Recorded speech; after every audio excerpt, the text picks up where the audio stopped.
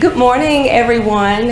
I hope you all are well today. I'm definitely excited to see you. My name is Dawn Mann, and I work at the Georgia Department of Education with the Career Guidance and Counseling team. I just want to briefly tell you a little bit about Trade Talks and why this event was born. School counselors, we don't typically have a lot of professional learning events that focus on careers, and that's something that we really need to help our students with. And in working with these gentlemen here that you'll meet today, Trade Talks was born because we wanted to partner and figure out how we could bring this timely and relevant information to school counselors and other educators. So I am not going to stay here long because they're the main event. And without further ado, I'd like to introduce you to Jeff Rogers, who's here with the Mechanical Trades Institute. Well, good morning. First of all, I just want to say thank you for being here. We're excited that you're here, but we're also excited that we're here. We haven't officially even moved in the building yet. We will start next week actually moving from our other two campuses in Atlanta here. So we're real excited. This has been a long process for us, and we're glad you're here. So. And I would like to apologize. We have about 600 apprentices, and right now we have about 10 females. So you probably noticed that we don't have a whole lot of female restrooms, so we do apologize. With your help, we hope that changes. Okay, but we've got restrooms here right outside. On the tour, there's some other restrooms, some other female restrooms in the other building. And as you kind of go from one station to the next, the guys that will kind of be talking in each of the shops, they can kind of point out where those are. So again, if you need anything, and we'll point out some people that you'll need to know and they can help you. But thank you, Jeff. We really appreciate, Jeff really kind of led the way in setting up this site for us with Mechanical Trades Institute. It's going to be a program that we take a deeper dive in today. So definitely want to thank Jeff Rogers and his group with their offering up their beautiful facility and giving us the honor of breaking it in for you a little bit. For those that didn't catch an earlier announcement, my name is Zach Fields, and I work with the Construction Education Foundation of Georgia. Our common acronym for that is just SEMCA. So if you hear about SEMCA, we represent and formally support the skilled trades programs in our high schools and emerging middle school and even elementary clubs as well. We'll hear a little more about that today. And so we're a partner and we're involved in Trade Talks. Really, it's a group of dedicated people that work behind the scenes for the most part to really try to impact education and career pathways for students. And I think I'll start with our main goal today. Our mutual goal is to reach young people, be able to provide them with the information for a great career path in the skilled trades or a very broad umbrella of the construction industry, and then have an understanding for them as to how to get into those pathways. And so we want to know about the industry, but we also want to really hone in on the pathways on how to get there. And you'll hear from a group of people today that are very dedicated to making that happen behind the scenes. And I want to acknowledge a few people right now that are helping make that happen. First of all, I want to welcome our live stream crowd. Y'all, we've got a crew from Moultrie, Georgia that couldn't make the trip up because it's really far, but are very interested in the same goals that I just referenced today. So you have cameras behind you. I just want everybody to wave at everybody from Moultrie and say, welcome. Welcome. All right.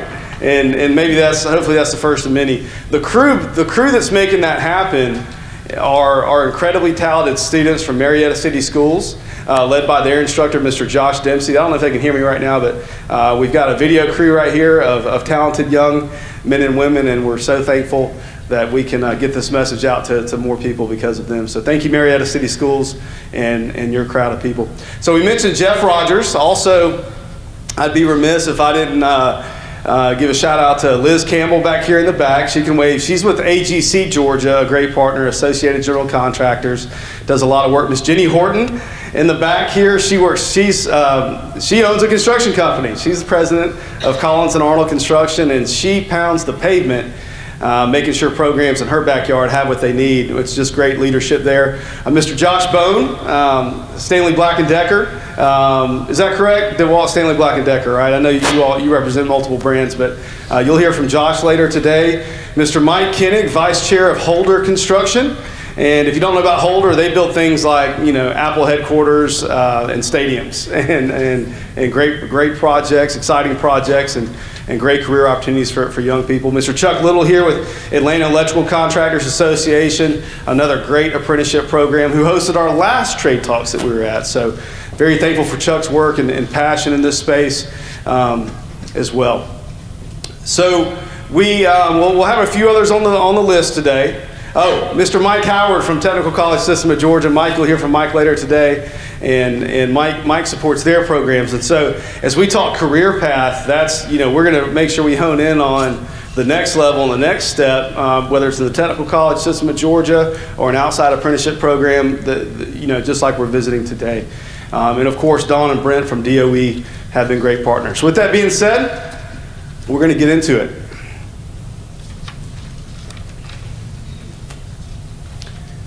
Just a bit of an overview. We've covered the introductions here. We're going to make sure we give you an understanding of the opportunities in the industry. We're going to talk a little bit about the economics of it, what the outlook looks like, and that's going to be very important for our young people to have an understanding. At about 11:30, we're going to transition and you will tour this facility. So you'll see absolutely state-of-the-art training areas, and hopefully you can envision your students taking the next step and advancing their skill set here and learn about the opportunities that this particular program offers. At lunchtime, we'll hear Mr. Josh Bone, as I referenced earlier. He's going to come up and he is going to, and Josh, I don't want to tee you up too high, he's going to blow your mind with the latest technology and what's actually used to bring incredible buildings together and hopefully for a broader understanding that the construction industry really is a place, really for all the types of students. All the students you have could contribute to building state-of-the-art buildings, whether it's from a design, technology, management, or being the person getting it done, handling material on the ground. And we'll talk about opportunities with Technical College System of Georgia. Of course, we'll have a time for you to ask us anything you want. We'll unpack the tour, any other information you'd like to take a deeper dive in. We'll hear from Sylvia Phillips, who's joining us from Skills USA. Sylvia, can you wave for everybody? Okay. Thank you, Sylvia. And you'll hear about we love Skills USA as a CTSO, career tech student organization. Lots of opportunities for our young people there and want to make sure that we're doing all we can to promote awareness there and that opportunity for students. And then we'll have some time at the end to go into what this could look like locally at a smaller scale. Yes? That QR code should take you to a resource, a Dropbox file that's going to have a lot of the electronic handouts today and resources that you can take back to your school. Mike, and we'll have the PowerPoint on there as well. If it's not on there currently, we'll just make sure we upload it. The handout you have here, there's a QR code on that. That actually takes you to Georgia Career Pipeline. We'll talk more about this later, but since the question was asked, I'll tell you real quickly in case you do want to keep up. This actually takes you to a Georgia Career Pipeline. We'll show you this later, but you can go to Industry Trade Talks and Resources, and if you just go down on that page, there's a link for the construction resources, the construction, and the PowerPoint, the copy of the PowerPoint from today, and tons of other resources, including the ones that you have in front of you. All of these are available electronically as well as a bunch of others. So you can go and find it probably easiest that way. Does that answer that question? Does anybody have any other questions about that? Okay, thanks. Thank you. And hey, it's a good time to let everybody know if you have any question at all during anything that's said or done, please just raise your hand. This can be as interactive as possible. No need to wait until anybody gets finished saying anything before you have a question. We want to make sure we answer those as they arise. All right. So a little bit about SEMCA. There's a lot of organizations. You're going to learn about a lot of organizations today, particularly trade organizations and some training organizations like you're at here today. But the overarching one that's meant to connect everybody between the industry space and the education space was formed 25 years ago. In 1993, SEMCA, the Construction Education Foundation of Georgia, was formed by leading contractors in the industry, is currently supported by leading contractors in the industry, to do two things. One is to build the construction workforce, which is always needed. But the flip side of that is not only do we serve industry partners, we serve our education partners as well, Because the flip side of all this economic development and this workforce stuff you're going to hear about today is opportunity for our young people. And so that's what drives our team at SEMCA is opportunity for people. And you'll hear in a minute about how we do that in local communities, and then how we do that through the public school system. And a real quick side note is, I came to SEMCA early 2016 out of the high school classroom. So I was a high school teacher for 10 years, middle school teacher for 1 year actually. Melissa, just outside of Athens at East Jackson Middle School, and cut my teeth on world history and advanced algebra. And luckily, unfortunately, I didn't know any advanced algebra, but managed to take the each one teach one model, and I had some leading students, and that was my first taste of fake it till you make it, so to speak. I'm a little bit caught up now. So, and then later on, government economics, special education at the high school level, and from that was born a desire to impact our young people a little more directly while they were in public education than I felt like we were doing at the time, or that we are doing. We're always a work in progress, I think, collectively. And to take the mindset of we've got a young person for 12 to 13 years in public education, what does that exact outcome look like on May 28th or May 27th, right? I felt we were doing too much. We were getting really, really broad and saying, hey, go figure it out, good luck. We're kind of, we're done now. and so I flipped from an academic area to really dive in on career tech, in the sense that we can teach students some skills directly while we have them at least for 4 years at the high school level. Very exciting things happening now at the middle school level and elementary to keep it fun, but have them locked in and kind of see the light at the end of the tunnel and get those outcomes for our young people. And that's really the driving force for what the team that I'm fortunate enough to lead at SEMCA called the K-12 pipeline. And before we get to the K-12 pipeline, let's real quick hit one event that you all may have been to. We just completed it late March this year at the Georgia International Convention Center in conjunction with the Skills USA State Leadership Conference. That was a gathering of just the top, most talented young people we've got in the skilled trades doing construction competitions and leadership programming through the Skills USA State Conference. Technical college system students were there having it out. And it's, for many outsiders that say, young people today are only button pushers, that's such an incredible event, because you'll see 200 or 300 people that are the best electricians, the best carpenters, the best masons, the best plumbers, and the best welders just having at it. And so a great career showcase, but not just for students that are competing. And so this event hosted we were over 8,000 this year over 2 days at the Georgia International Convention Center. And they are engaging in a very interactive manner with hundreds of employers in the commercial construction industry, transportation, logistics.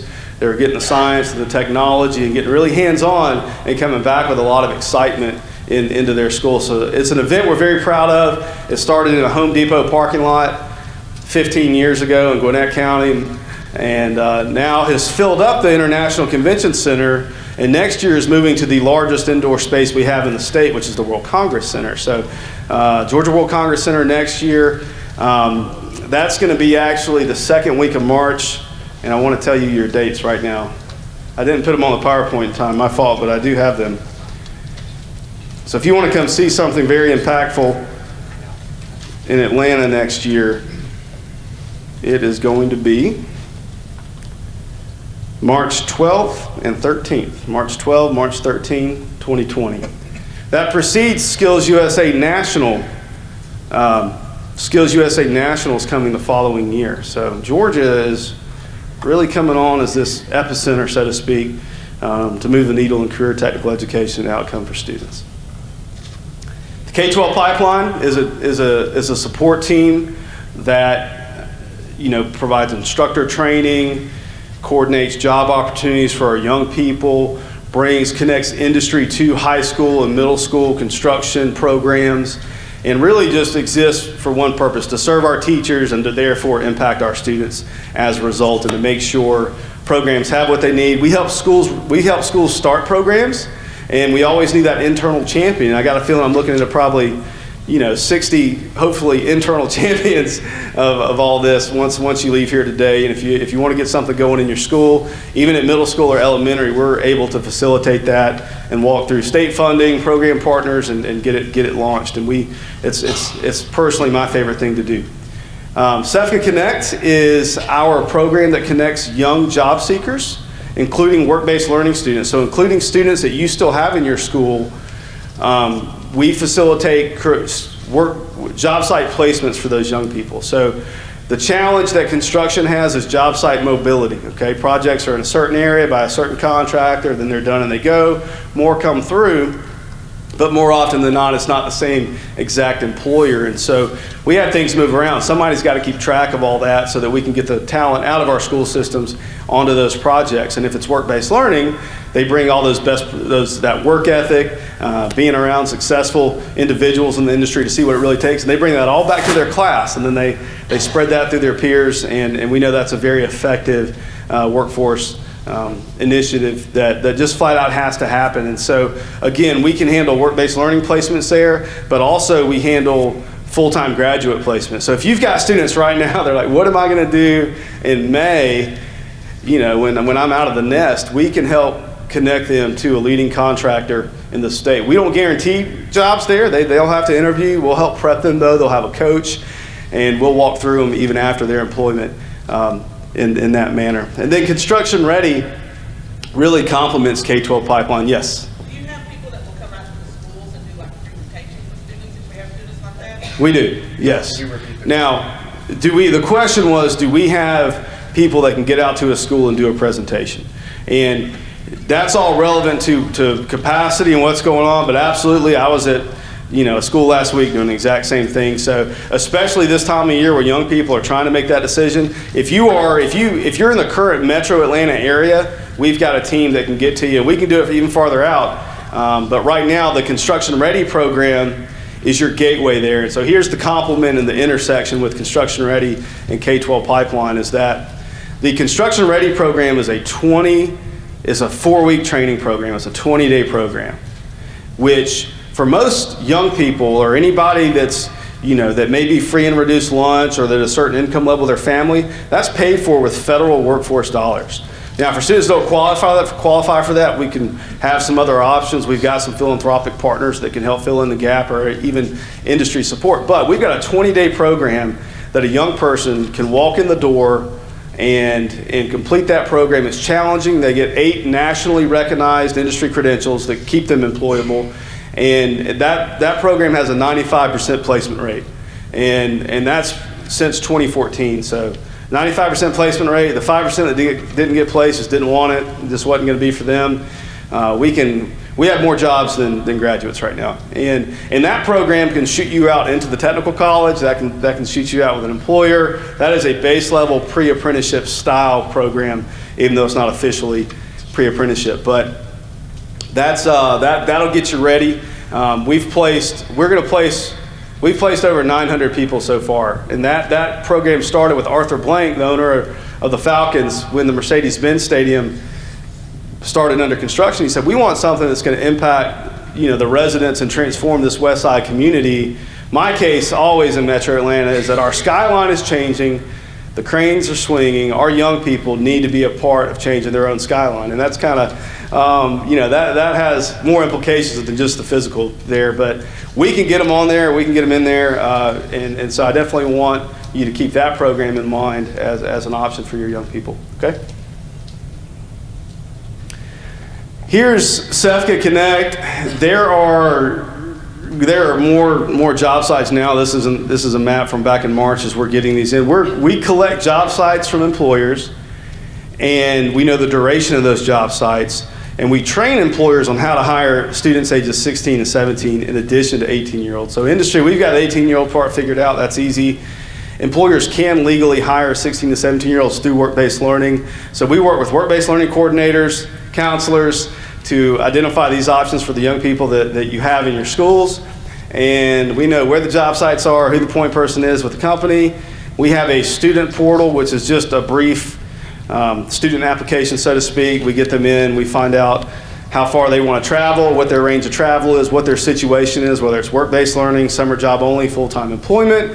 Any one of those avenues we can facilitate employment for. And what's so great that this wouldn't have even been heard of a few years ago is 50% of those project sites are orange dots, which means 50% of those project sites are hiring for 16 and 17-year-old students coming back to your school who are going to take all those great lessons learned and impact their peers. And usually peer influence is the number one influence on a young person. Usually that's a negative thing. Usually that's got them dressing silly and acting silly. Here we can flip that, and that can be our strongest employability skill or soft skill component that we can do. So in order for a 16 or 17-year-old to do that, they've got to be in a relevant training program, which would be that you would need to have a construction program at your school or welding program. But we've got enough flexibility with employers. We can get them in the back office and get them on the design and the management side, even if they did not come out of a program. So we want to show students the whole thing anyway. And so if you have 16 and 17-year-olds that just want to see what this industry is about, it's great for them to have the context and explore the back end. And again, I go back to this. Our industry is for everybody. The managers, the designers, the engineers, and the people that are getting it done on the ground to physically build the structures. And so what a great opportunity for young people to see what else is attached to construction. It's such a great industry.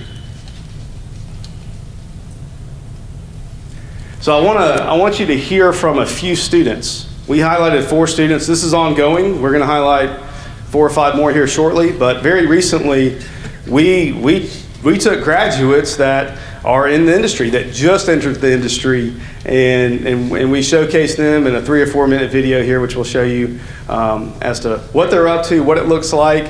If you wanted to show you, if a young person had questions like what kind of stuff would I be doing, or even a parent, let's show them this. This is, you'll see one student that's building the State Farm headquarters right here in Atlanta, which is a very high profile project. You'll see one that's in an electrical apprenticeship program, one of Chuck Little's programs at Atlanta Electrical. You'll see a student that works for C.W. Matthews, highway contractors, and C.W. Matthews, based out of Marietta, is the largest highway contractor in the Southeast. They're the ones that rebuilt the I-85 bridge in about, 44 days or something. So we were so proud of them because they just, they told everybody what the skilled trades can do, and how important they were. I felt it was a great moment. So you'll see some students that are making some really good decisions, and hopefully we can influence some others to do the same. My favorite part is seeing just straight concrete turn into walls.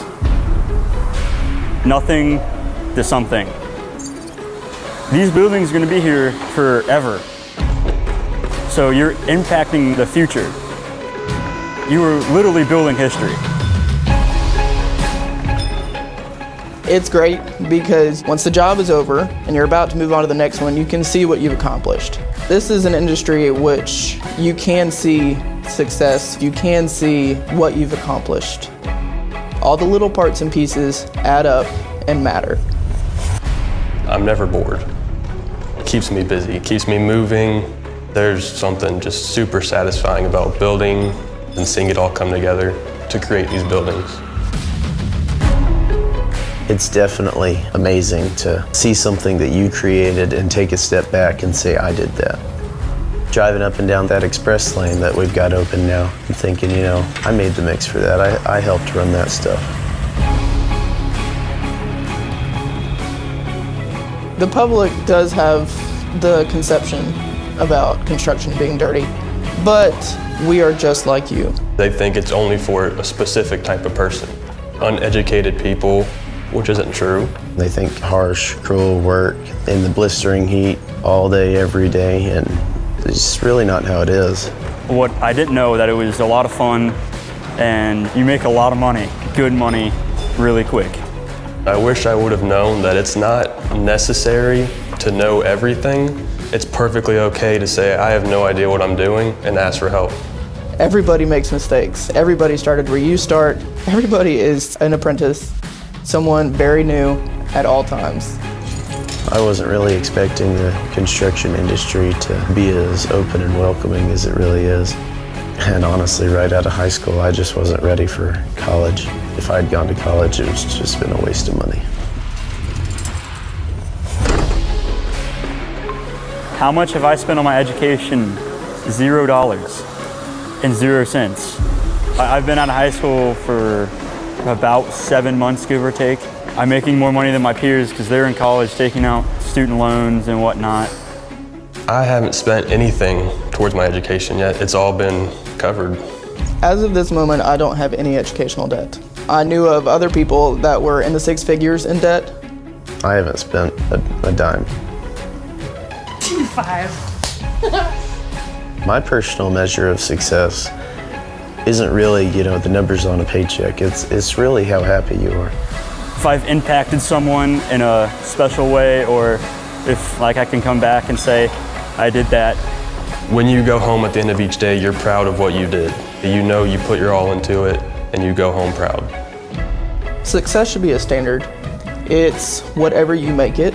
It is a priority, and it should be pride. When people see construction workers, instead of seeing them as someone who's doing that job because they weren't good enough to get another job, I wish they would see him as, well, that's someone who enjoys doing that, and I'm thankful they do that so we can have all these amazing buildings and everything we need. We're the ones who get your telephone to work, get your light switch to work. Building the roads that you drive on, building the buildings that you work in. We are the ones that power your life.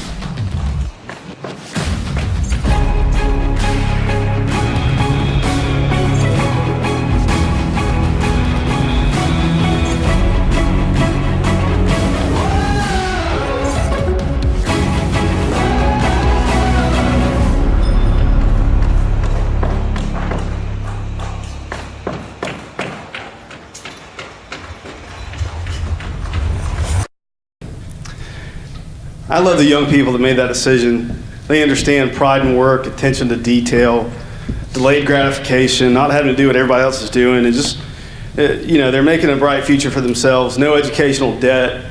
The young lady that you saw that was in the electrical apprenticeship program, the Atlanta Electrical Contractors Association, Chuck's program, she's going to start at, do you want me to, I don't need to tell, you're going to say that later, right? Okay. She's starting good.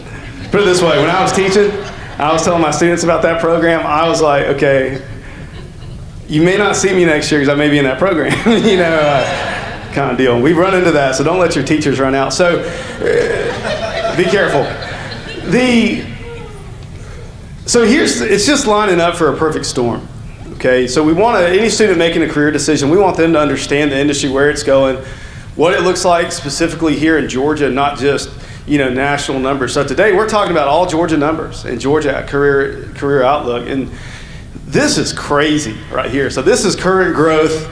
This is February. This is December 2018 numbers, right? And guess what? Construction slows down a little bit when it's cold outside in December. So this isn't even necessarily full tilt. This is the growth of Georgia industries. So construction is growing at 12%, all right, 11.99, close to 12, right at 12. And the next closest is hanging in there, is sneaking up on 4% maybe. It's 3 point something. So you've got an industry that is absolutely booming, and it doesn't look like it's slowing down. I know that the first thing that we may think, or a very responsible place to go to, what about a recession, right? We came out of a recession in 2008, and things did slow down. The next slide is going to address that part, okay? Inevitably, things will slow. Inevitably, it will. But right now, we've got such a gap and lagging in our infrastructure. If you look at the expansion of the Savannah port, and Georgia is literally going to be the gateway to the rest of the world, and everything is going to run through Georgia. That means distribution centers, roads, bridges. That means everything. And any other industry that's growing, okay, any other industry at all that's growing in our state has to have facilities and infrastructure. So it's all connected to construction. And that's why the workforce issue is so high profile in the construction industry and the trades, is that if we don't get that right, we bottleneck everything else. And that's a big issue. But again, the flip side of all that, of what's an industry problem, is nothing but opportunity for our young people. Employers are thirsty. Here's what it looks like on the aging workforce part. Okay, you can see the issue is baby boomers. We probably have baby boomers in here. You are not personally an issue. We're glad to have you. But the majority of the construction workforce, or at least 40% of it currently, are baby boomers. And the last one's going to turn 65 in 2029. All right, that's not that far away. So 40% of the current workforce, is going to be replaced in 2031. But right now, even 2021, we're losing almost 20%. That's significant. We have 206,000 people employed in construction in Georgia. 20% of that's no lightweight number to replace. That takes into zero account the increase in demand. So what's happening is you have to meet increased demand while you're leaking, while you've got people leaving the industry, not because they don't like it, it's just retirement time. So that's about 12,000 a year, 12,500 a year is what we lose due to annual retirements. That's going to increase as we get closer, as just that concentration of baby boomers increase. And then what this is showing you here is you can line that up year to year. Okay, you have X number leaving, and then you got to add this many, but you've got training that needs to happen. And our industry is great about OJT, or on-the-job training, or an apprenticeship program, a 4 to 5 year program, a 1 to 2 year program in the technical college system. The career path that you'll hear in a little bit for what's called field personnel, people that are actually on the site building it, you can be the pinnacle of that's really superintendent. That is a superintendent, just like you have superintendent in schools, they're responsible for everything, for the whole project. And that's a 6-figure job, easy in our industry, okay? That's a $250,000 job, especially in the metro Atlanta area.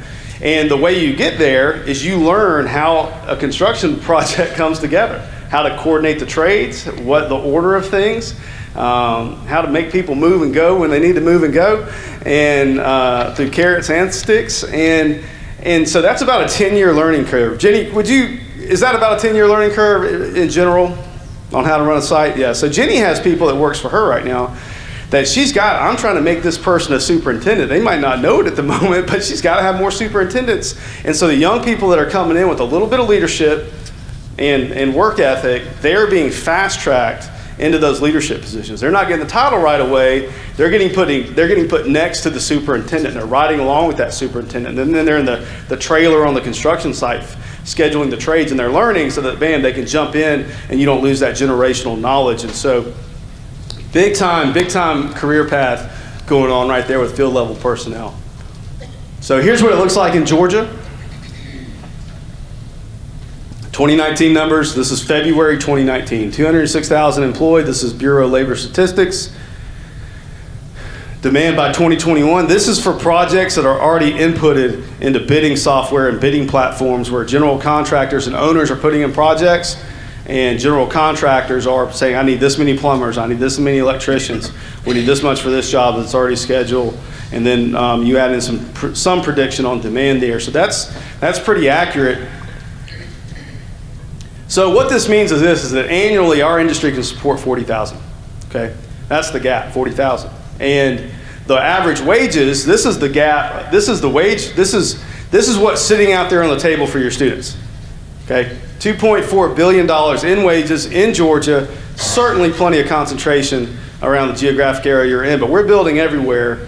And I don't want that, as someone that cares about young people, and I know you do too, I don't want that sitting on the table. All right, it's time to go get that. And hopefully what will come out today is us getting into the career paths on how to do that. So that's just some updated info for you. I'm going to flip it over to Mike. Mike Kinnick here is going to talk a little bit about some supporting organizations and tee us up for our next step.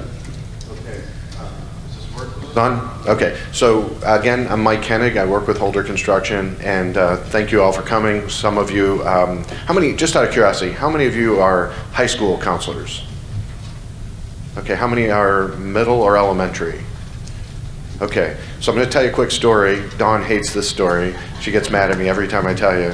But I really believe that even some of you who were, I think, at the first trade talk or that we did back in October, or some of you that were part of our focus group conversation, we had some of you at that, shared with us the aha moment that for the kind of things we're talking about and exposing kids to the kind of skilled trades, and not just construction, but other industries as well, it was really important that we started having that conversation while they were at least in middle school, and just not necessarily pick that career, but start having that conversation. And I thought 8th grade was the key, but you all told me, even the high school counselors that attended that focus group said that by the time they get to you, it's too late, okay? That we needed to start that conversation sooner. So thank you, especially the elementary and middle school folks that are here.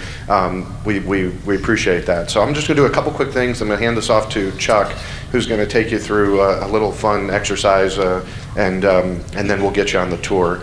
And so construction industry in Georgia is very fragmented. It's very hard. I put myself in your position. I would have no idea where to start. That's the importance of the folks that you're meeting in this room and that we're sharing contact information. SEMCA is the Construction Education Foundation of Georgia that Zach just told you all about. That's probably your easiest go-to source. Zach can connect you to any one of us in the industry. Liz, who you met a minute ago, is AGC of Georgia. Chuck, who you're about to hear from in a minute, is the Atlanta Electrical Contractor Association. Down here in the middle, you'll hear from Ginger. Where's Ginger? Ginger's in the very back with SMACNA. We'll talk about a little bit more. So we have some of those folks represented in the room.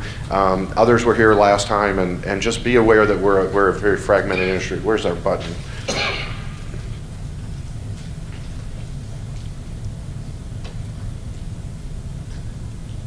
So this chart is roadmap to careers in construction is in your handouts that you have, and it's also one of the electronic ones I mentioned. We'll come back to this later and have maybe a little more conversation as we have more time after the tour. There's two or three quick things about this though that I just want to highlight for you.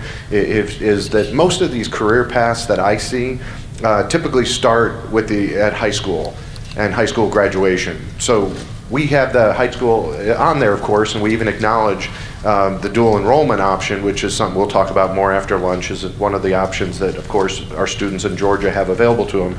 But we do acknowledge the importance of making the career awareness and the career exploration steps as far as elementary and middle school. So that's the first thing. The second thing is the whole option to the right. That the idea that we acknowledge and that we the average entry age coming into our industry, anybody know what that is? Anybody want to guess? The average entry age coming out of our industry is about 28 years old, between 26 and 28 years old. So these kids are losing 8 to 10 years of their lives, and we need to do a better job and work with you all and work with these students. And some of the options for those that don't end up going on, even to the technical college or the 4-year college, is the opportunity after high school to go right to work. Hopefully even maybe do some work while they're in high school and do that work-based learning. So get a job is one of the options that many students do have and do take, some of the ones in the video and others that you've seen. So that's the other thing I just wanted to highlight. The third was the dual enrollment that I already highlighted. While I'm up here, before I hand this off to Chuck, again, we can talk more about this and get your perspective and thoughts about this. On the back of this, since it just happens to be up here, I just want to use this moment to point out to you this is on electronically the handout, but the video that you just saw that Zach just showed you is on here. It's actually the video is the fourth one. Kayleen McCabe is the producer of that video, but that's the SEMCA video. The top video on this is also the one that some of you may have seen with the introduction to this event, and is also a nice short video. So there's a couple others on there. You're more than welcome to again, you'll have this electronically, and you'll be able to find these and other videos. So with that, we'll talk some more after lunch and after the tour. But I want to introduce you again to Chuck Little with the Atlanta Electrical Contractor Association. Hey, good morning, everybody. Good morning. Well, my name is Chuck Little, but if you were at the our apprenticeship trade school, how many counselors attended that back in October? What's my rapper name? Lil Chuck, yeah, that's my rapper name. Who's gonna give me a beat? Nobody gonna give me a beat? Yeah, okay, all right.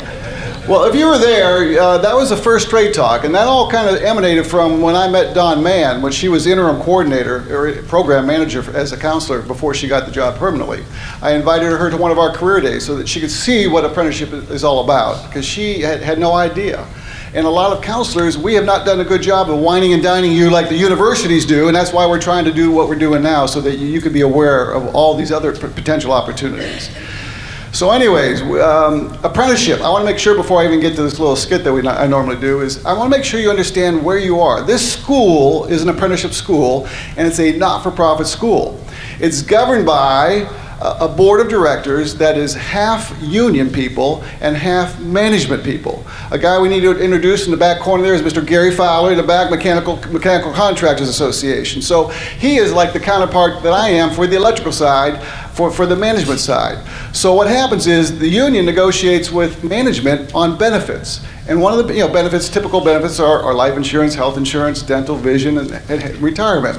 But this school is also considered a benefit. So they negotiate with us, the contractors, to have the contractors pay for this school. So at our school, for the electricians, everybody that go there doesn't pay a dime because the contractors fund it. At this school, Jeff, correct me if I'm wrong, the contractors fund it, and so anybody that comes here doesn't have to pay a dime. Right? So again, it's tuition-free school because we give them 100% scholarships. In addition to that, apprenticeship, registered apprenticeship means we pay them to go to work. And so that's one of the things that we're going to talk about is the pay. So we pay them to go to work, and we send them to school, and we pay for their tuition at our school. How good of a deal is that, right?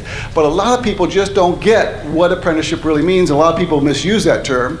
Zach used the term pre-apprenticeship. When you're talking about official pre-apprenticeship program, that is something that's tied to a registered apprenticeship program. And when we say registered, it's registered with the U.S. Department of Labor. So that means that we have to jump through certain hoops to be what's called a registered apprenticeship program.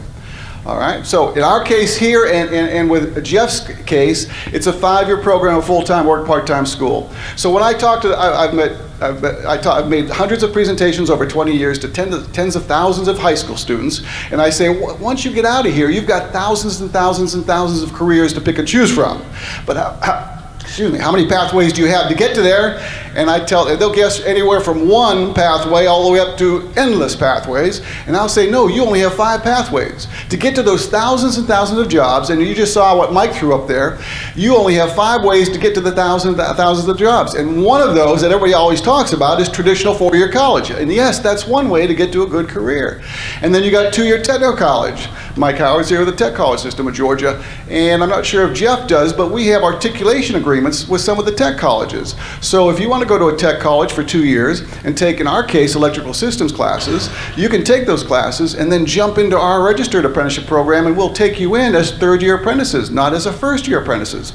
So again, 2-year tech college is the second option. Third option is the military. If you want to get a career, go in the military. 4th way we always say is direct to work, right? You want to go straight direct to work? We don't recommend you do that unless you're getting training and skilled trade afterwards. But if you want to go direct to work, you can do that. And the 5th way, and usually I give them the 4 ways, and I say, what's the 5th way? And they can't even say the word apprenticeship. And that's because we have not done a good job of educating the public. Back in the 50s and 60s when I was growing up in the 70s, a lot of people knew about apprenticeship, but somehow we forgot about that. So we're here to compare 2 paths. So I want to compare 2 paths. One is traditional 4-year college, and one is apprenticeship program. Before I do that, though, I want to build the case. So hold on. Who can answer the question? What % of adults in the United States of America have a 4-year degree or higher? What percent? 50%. I got 50% over here. I got 50%. Do I have any other guesses? 25, 25 over there. 35, 35, 35. The answer is, in the United States of America, as of 2017, 30.3 have a 4-year degree or higher. Now, be careful about that or higher, because at some point we've got to take that off there. Now, here in Georgia, what % of adults 26 and over have a 4-year degree or higher? What percent? 40%. I got 40%?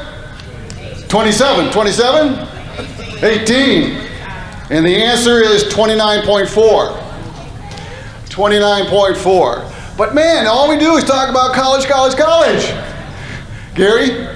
What percentage of those people are working in careers that they got a degree in? Yeah. I have a 4-year degree in journalism. Ask me how many days I've worked in the field of journalism. Not one. Good point. Very good point, Gary. All right. So now let's compare that to demand for 4-year degrees, demand for masters, demand for PhD. Let's go to BLS. Under the B's, go to BLS. Straight down, just a couple more slides. It's all alphabetized down to BLS. BLS, because somebody talked about, there we go, BLS. What % of jobs in America require a 4-year degree? And the answer in red, if we can blow that up in here, turn the lights down a little bit, I'm not sure if we can do either or. 18%. Now, what you hear in the media all the time is when you add all those up, the bachelor's, the master's, the doctor, if you add all those degrees up, you get up to about 30, 33%. So that percent of jobs require those kind of degrees, and in America, about 30% have a degree. But the key is, you know, I went to SREB, Southern Regional Educational Board, when I took this job 20 years ago. They said, Chuck, 20% of the jobs in America require a bachelor's degree, and that's it. So we got a school system that's trying to pump out folks to go to four-year college to get all these degrees when only the demand is about 20%. That was true since the 1950s. That thing has barely moved since the 1950s. 20% of jobs require a four-year degree. And then again, when you add the or higher up, that's where you get up to about 30-something percent, 30, 31, 32%. A lot of folks just don't know that, and that's been true for a long time. So let's compare two paths. All right, so I need two volunteers. Who went to college, got a four-year degree to teach? You're my first volunteer. Now, okay, so your path over here, let's throw up what's a degree worth. Oops.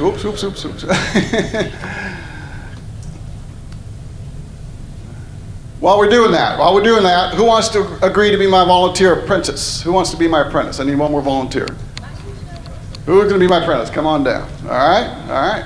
So we got two young people here that have just going to see you stand over here. All right. We're still all right. So your path is going to go to four-year college. How long does it take on average for 60% of people to get a four-year degree? 5 years. 60% of people take 6 years to get a four-year degree.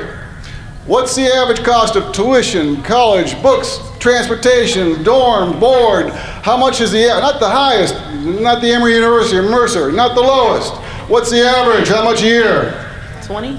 About 30. If you look at just tuition, it's like 12, 15,000, but then you have to double that for all the other stuff. You get up to about 30,000. So congratulations, you have just spent 6 years, and 30 times 6 is? $180,000 for tuition. Now let's go, yes, to what's a degree worth? Now that, a lot of folks don't understand. There are a lot of good paying four-year degrees, but what are they? Engineer, computer science, engineer. What percent of adults get a four-year degree in engineering? It's about 15%. That means 85% go to the other side of the page, and the bulk of the kids come in the bottom right-hand corner. And I didn't even put my degree in journalism up there because you'll be lucky to make $30,000 if you get a job in that dying field right now today, all right?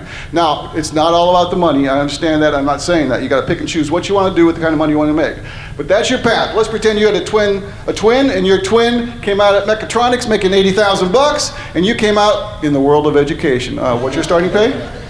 $37,830. $37,830. Okay. So you spent the same amount of time, same amount of money, and man, your twin is making about $40,000, $50,000 more than you, right? Oh, and do you have any debt coming out of college? A little. Raise your hand if you had debt coming out of college, please. Thank you very much. All right. Now let's go to our apprentice. Go to career path under the C's. Let's go to career path. All right, career path. All the way down to C's. We are going to pay you. Career Path 2019, go down just two more. Go down two more. It says one more after that, one more after that. And that'll be the most current, 2019.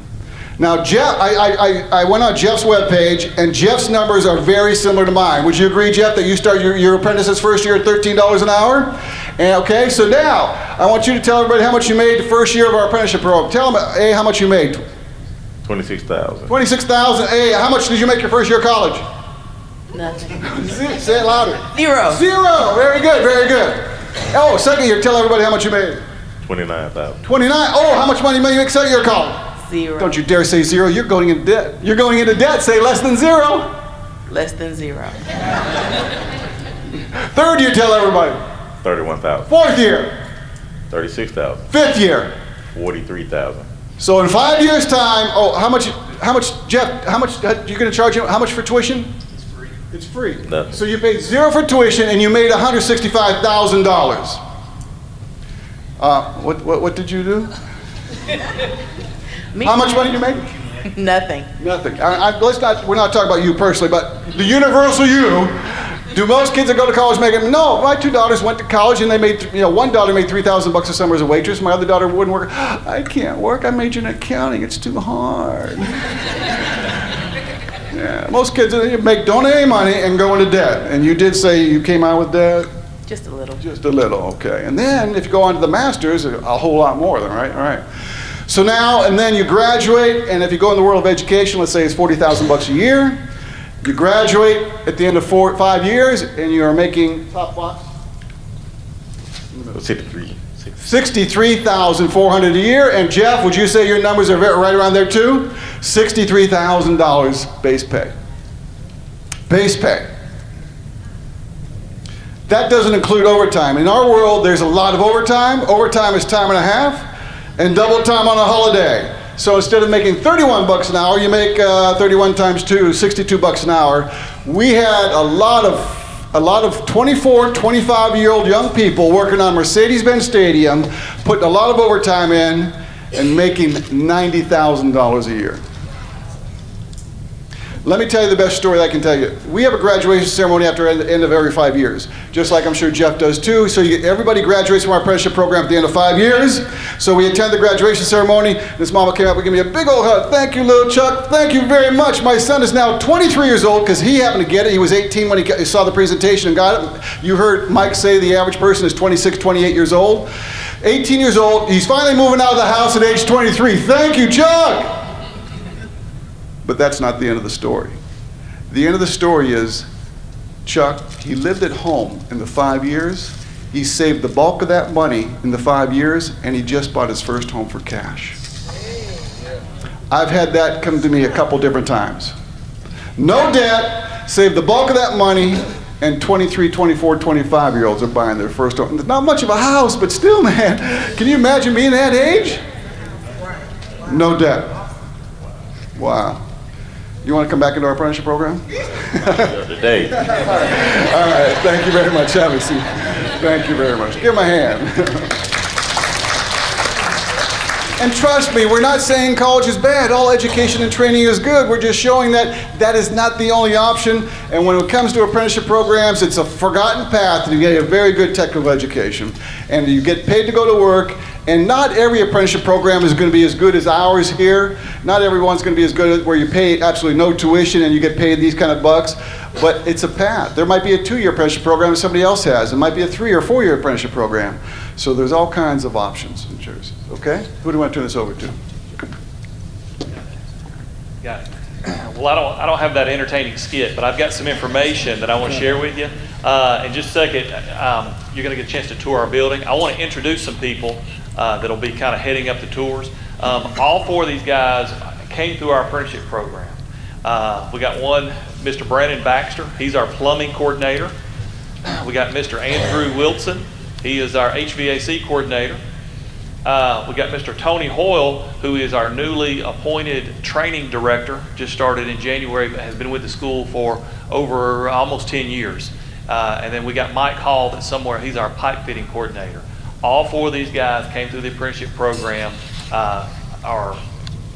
achieved the journeyman level in their respective fields, and so they're going to be talking to you when you go on the tour. So, gentlemen, if y'all want to head that way, then I'll release them in just a minute.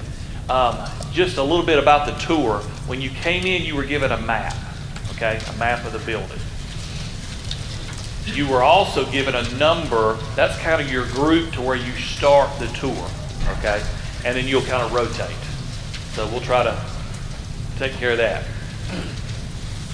Hopefully the numbers are going to be kind of balanced, but I think the crowd in here is going to be small enough that you'll be able to kind of get through and see where, see our shops. I do want to mention that this is still an active construction zone. While the building construction is finished, and that finished, I would say maybe 2 months ago, now we have the task of going in and building out our shops. We actually just finished our school year last Thursday night. So we've been kind of cramming to get finished at our other locations, and now we're trying to get this one set up over the summer. So that's going to be our summer. One, we're excited that you're here. A lot of information that I'm going to cover right now, I'm going to do it real quickly because I know you want to get to the tours and then get in here and eat, and we got some other information. But, Just like Chuck was saying, we're a 5-year program. We're the training center for Local 72 and the Mechanical Contractors Association. We train their apprentices. We are very excited about this building. This has been a long time coming. Our current location is only about 3 miles from here off Tulane Drive, but we've been there about 40 years. This right here, and the reason we're so exciting about this site is really just for that parking lot. We have outgrown our site. We've had to come up with different schedules to get all our apprentices in. This building, it's going to be more than a building. Our shops, when you go in there, you're going to see these are large spaces. At our old location, we were about a third of each of the size. So each of our shops have tripled in size. Being a hands-on trade, we want to get our apprentices, when they do come to class, we want to get them out in the shop. Yes, in the classroom, there is some important information that's needed. We're teaching foundational information, but people who enter into the construction, they want to work with their hands. They want to be active as much as possible. So we want to try to get them out there working on their hands. And so when you see our shops, the shops are being designed so they can put their hands on things and be active. We're excited because of the parking that we can get in. We're hoping this is going to be a marketing tool, and I want to throw this plug out there to you. Today's lunch is being provided by Local 72, the union side of the partnership. There's also some cups that we want to provide with you. As we were talking about something that we want to do, we want to bring groups of people into here. And I'll give you a little bit about my background. Each one of those guys came through the apprenticeship program. I came from the education world, okay? I spent 10 years doing youth apprenticeship and work-based learning. So I know how you play a vital part in this whole placement. You're going to be the influencer, hopefully to get to those guys and girls to direct them to their career, their first career choice. Statistics show that a lot of times by the time people enter in construction, it's their 7th choice. And when they enter in at 27, 28, just think of all the money that's left on the table. So we want you to capture them at, right out of high school. This is my one request. I only need one student from you, one student a year. If we could get one student a year from every one of these schools represented, that would continue that pipeline that we need. And our entry age would begin to come down.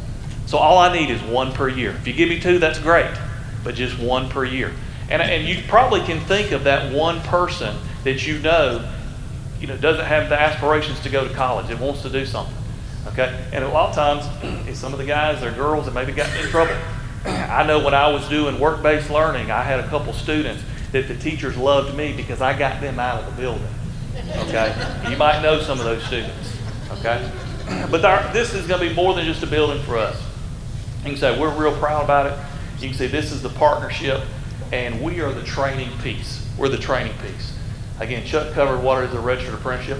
We are part of the UA, which is the United Association. That's kind of our international organization. And one thing we like to share is that coming to our apprenticeship program, you're a part of something bigger than just us. Every little dot represents a training center across the country. And when they get into our profession, not only can they learn the skills even as an apprentice, but even as a journeyman, they can travel throughout the country, okay? When you have those skilled trades, those are valuable because those go with you, okay? So we want to emphasize being in the mechanicals, the electricians, those are skilled trade sets that can go with you, okay? There's over 300,000 people that are members, and you can see over 300 training centers. Just a little information.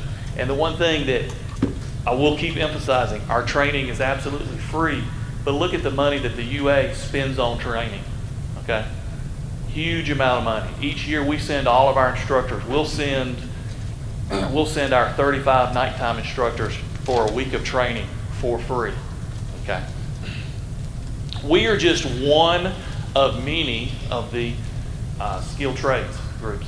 I pulled this off the North Georgia Building Trades website. You can see all the different associations. We are right here, we're part of here. Local 72 is the piping industry. But we're just one of many. There's been so many times that I've gone to career fairs and do things. And I'll throw this plug out there. Please contact us if you would like for us to come and speak. We actually we probably average about 40 different events a year. Okay? Many of you, I've been to your schools, so you've contacted me. This year we had to back off because we've been a little busy with this building, but we hope to crank it back up. Okay? So we want to come to you. We want to come to your event, so let us know. But so many times when I'm talking to somebody at a career fair, I want to guide them to a good opportunity. If we're not the right fit, one of these other groups may be. And I know Chuck's done the same thing. Chuck's guided people to us, and we do the same for them. Just a little bit about our pay wage. You can see we have actually, our partners, our Local 72 and mechanical contractors have actually just increased this wage February 1.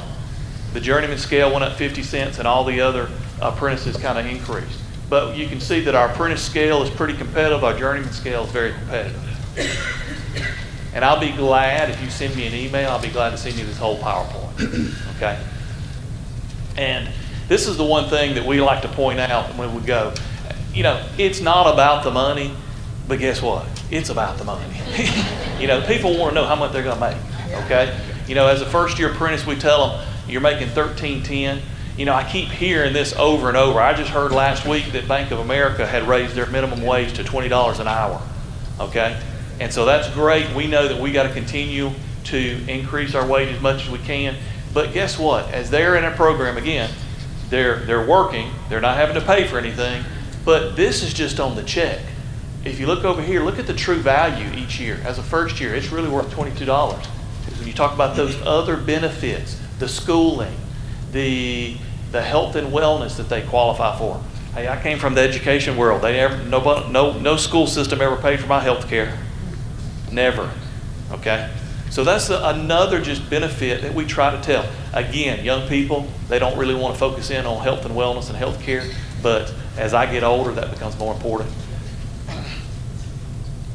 Something that came out in January, and I found this fascinating, that today's workers they're going to delay retiring because of the student debt. You know, 10 years ago there was the housing crisis. Now we're going to be facing pretty soon, this is going to be the student debt crisis. Okay, so I just found that interesting. Again, same thing that Chuck talked about, the cost versus apprenticeship. Those are just some numbers that we put together. But I think Chuck did a great job of emphasizing that. Again, I just want to emphasize free tuition. And 2 years ago, we just started giving our first set of apprentices their free books. Okay, they were coming in and paying about $400 for their books, and if they met the criteria, we were giving them a refund. We started 2 years ago. We just give them their books up front. Okay, so it's pretty much they come in, if they're coming to class, do what they need to do. Yes, sir. Jeff, would you put that book up right there? And in our program, I'm sure Jeff's program, again, you hear working with your hands, you think almost in construction world stereotype done. Algebra 1, Algebra 2, Algebra 3, little geometry, little trigonometry. Each year of our apprenticeship program, they have about a foot of books. So that's why they're going from $13 an hour to $31 an hour, versus if you're in the unskilled world, retail or whatever, you go from, basic $7.25 an hour to $10 an hour in 5 years' time. That's why, because they're applying math and science. It's not for dumb people. Correct.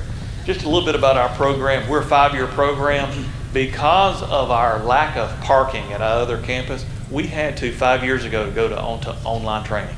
Our first 2 years are kind of a blended online format where they're doing their foundations through Blackboard.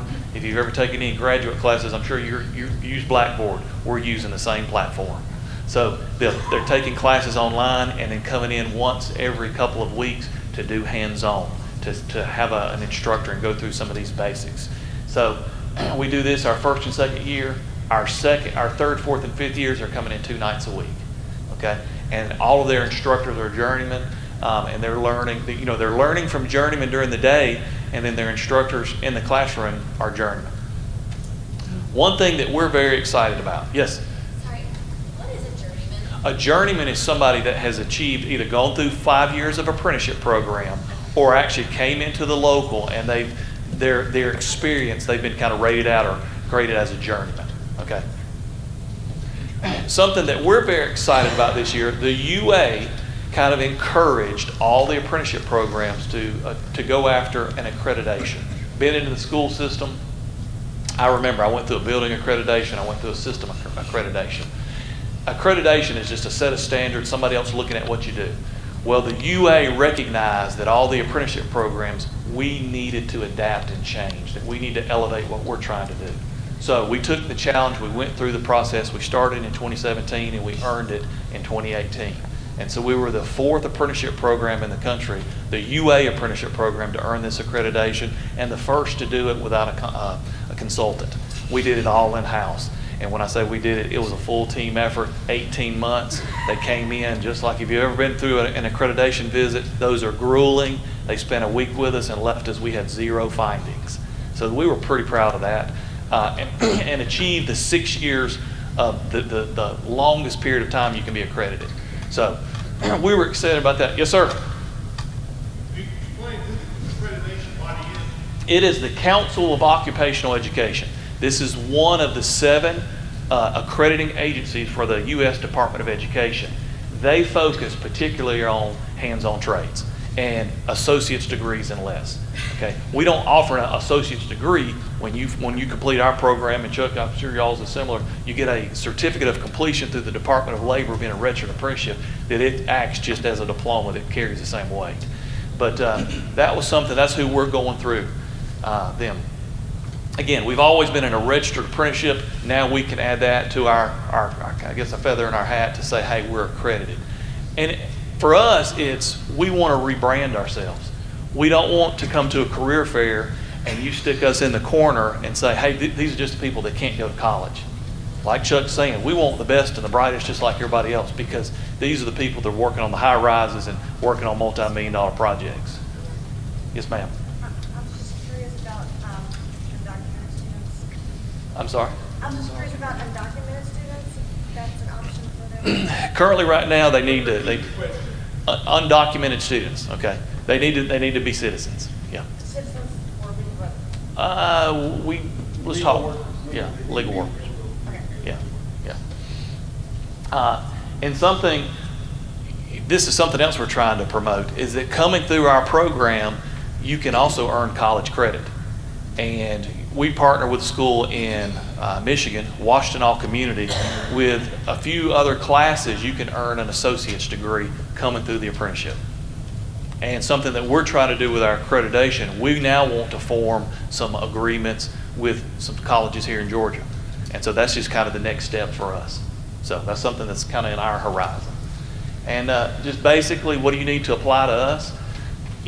High school, diploma or GED. So if you got some students that never graduated, basically 2 forms of ID, come in with your transcript and they can sign up with us. Go over to the Union Hall, sign up. Probably within 2 weeks after graduating, we can have them on a job site. It can be that easy. All right.